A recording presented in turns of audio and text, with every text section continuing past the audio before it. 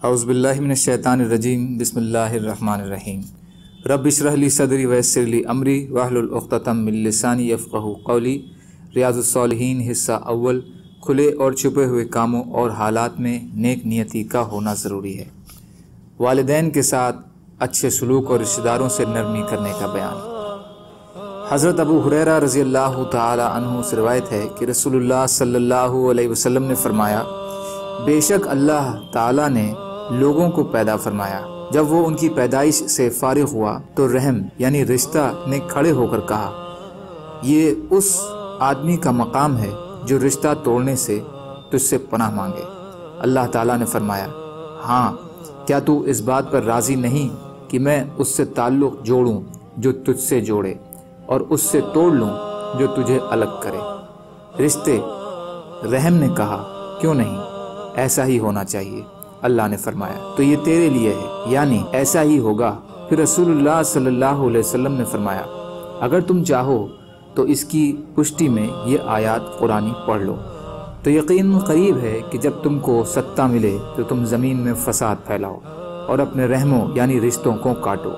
یہی وہ لوگ ہیں جن پر اللہ نے لعنت فرمائی اور انہیں بہرا اور اندھا کر دیا۔ سورہ محمد آیت 22 سے 23۔ بخاری اور مسلم۔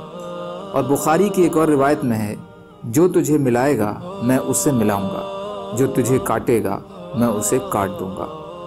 فائدہ، اس سے بھی صلہ رحمی کی تائید واضح ہے کہ یہ عمل اللہ سے خاص سمبند کا ذریعہ ہے، اور قطع رحمی یعنی رشتہ داروں کے حقوں کی ادائیگی سے انکار اور ان سے تعلق برقرار رکھنے سے بچنا اللہ کی ناراضی اور اس کے غضب کا باعث ہے۔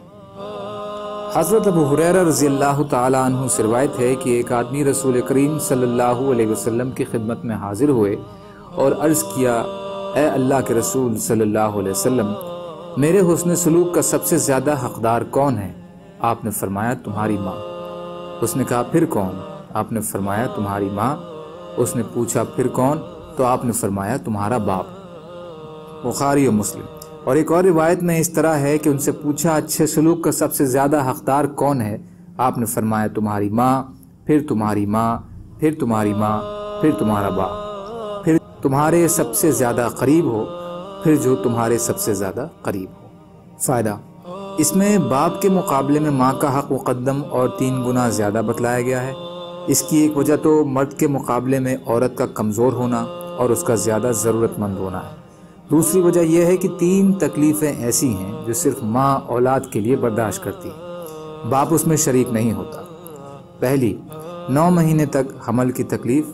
دوسری، زچگی کی تکلیف جس میں عورت کو موت اور زندگی کی کشمکش کے دورے سے گزرنا پڑتا ہے۔ اور تیسرا، پھر 2 سال تک دودھ پلانے کی تکلیف جس میں اس کو راتوں کی نیند بھی خراب ہوتی ہے، اس کا حسن صحت بھی پربھاوت ہوتا ہے، اور بچے کے آرام اور راحت کے لیے کبھی کبھار خوراک میں بھی احتیاط اور پرہیز کی ضرورت پیش آتی ہے۔ حضرت ابو ہریرہ رضی اللہ تعالی عنہ سے روایت ہے کہ نبی اکرم صلی اللہ علیہ وسلم نے فرمایا، ناک خاک آلود ہو، پھر ناک خاک آلود ہو، پھر ناک خاک آلود ہو اس آدمی کی جس نے بڑھاپے میں اپنے ماں باپ کو پایا، ان میں سے ایک کو یا دونوں کو، اور پھر بھی ان کی خدمت کر کے جنت میں نہیں گیا۔ مسلم شریف۔ فائدہ، رغام مٹی کو کہتے ہیں۔ ناک کا خاک آلود ہونا یہ اپما ہے ذلت سے، یعنی اس کی ناک مٹی میں مل جائے، اس کی ناک مٹی میں مل گئی۔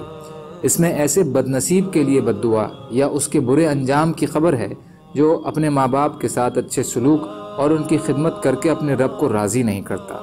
ماں باپ کی خدمت تو ہر عمر میں ہی ضروری ہے، وہ جوان ہوں تب بھی۔ حدیث میں بڑھاپے کا ذکر اس لیے ہے کیونکہ بڑھاپے میں ماں باپ خدمت اور نیکی کے زیادہ ضرورت مند ہوتے ہیں۔ کمزوری کے اس دور میں انہیں حالات کے رحم و کرم پر چھوڑ دینا نہایت سنگ دلانہ جرم اور بڑا برا کام ہے، اور اپنی اس ذلیل حرکت کی وجہ سے وہ جنت سے محروم رہ سکتا ہے۔